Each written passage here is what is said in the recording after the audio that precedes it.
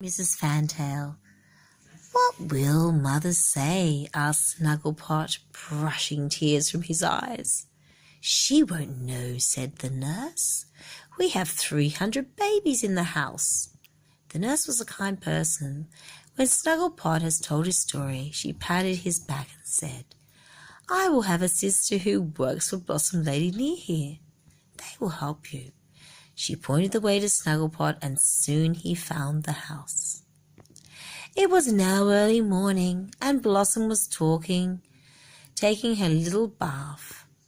But when the nurse's sister gave Snugglepop's message, she hastily dressed and came to see him.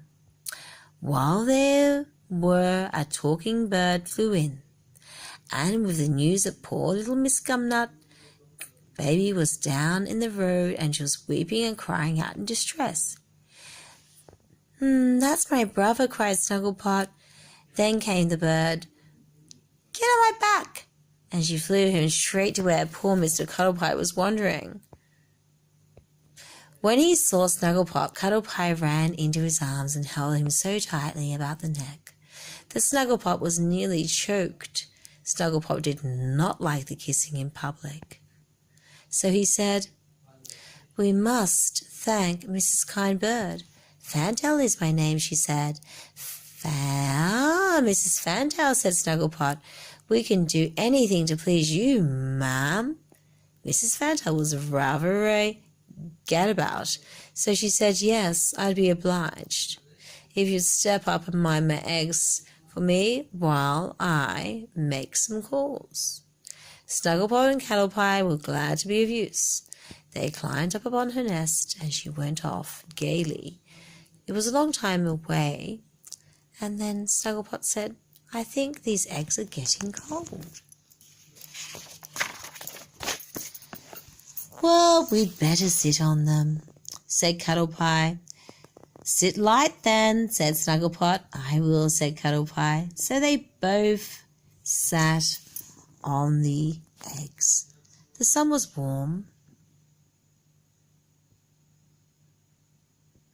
and all the bees around tea trees were singing a lazy tune. Snugglepot and Cuddlepie had been up all night, and they were so very tired, so they fell asleep and sat hard, and all the eggs were broken. When they woke up, they cried aloud, "Oh, whatever shall we do?" A big lizard cried out from below. "What's the matter?" he asked. When they told him, he only smiled. "Why, I can get you some eggs that will do just as well," he said. He disappeared in a flash. Presently he came back with 2 lovely eggs, all warm, so they put them in the nest, and the lizard, having nothing to do, said he would ride them along the way. They chatted as they went along, and soon they became very good friends.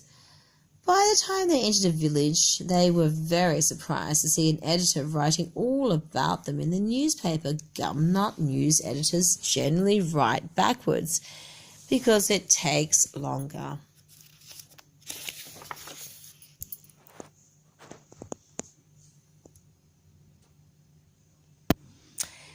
To read that way, and all the people think that they're getting more news when they write backwards.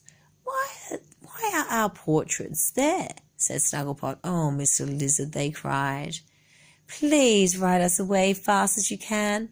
When Mr. Lizard heard that they were travelling so far to see a human, he said he would like to go with them, and if they liked he would ride with them all the way, for he had taken a great fancy to Snugglepot and Cuddlepie, and they already loved him, so it was agreed. He went back and to say goodbye to his wife, and promising to return at once. In the meantime, Snugglepot and Cuddlepie bought 2 little second-hand houses from a wayside shop. Gumnuts always carry money in their caps. "So they will be warm to sleep in when the nights are getting cold," said Snugglepot, "so we can rest till Mr. Lizard comes back. That's the way." So they settled in. They both went fast asleep in the middle of the night. There they are.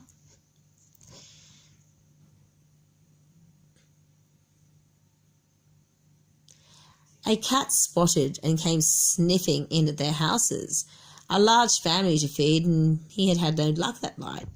There's little grubs will be in nothing, he thought, and he was about to seize them in his mouth when a terrible noise arose above them. Scream after scream after scream filled the night.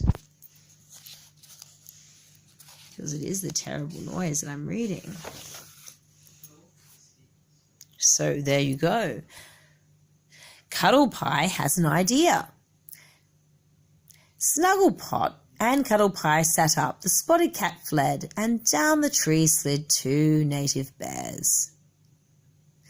They were fighting as they hit each other and they screamed with rage. Snugglepot and Cuddlepie were very scared as the big bears fought over them. There was a huge foot that kicked them over and over, and they rolled down the tree. They're koalas, aren't they?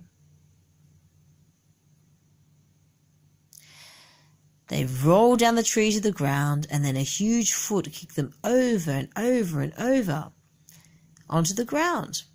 They rolled down, and the grass was so soft and so thick where they fell that their little houses were so snug they were not at all hurt, and they were just very, very frightened.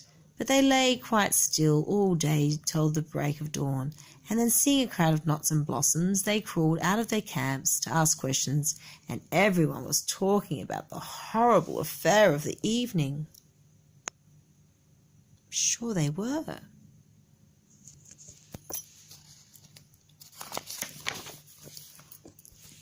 And tomorrow we'll hear more about these wonderful native bears. You can see the koala in the corner there. And we'll be back to read Mr. Snake Appears. Thank you, kind listeners. Please subscribe. This is Bluebell. Good night.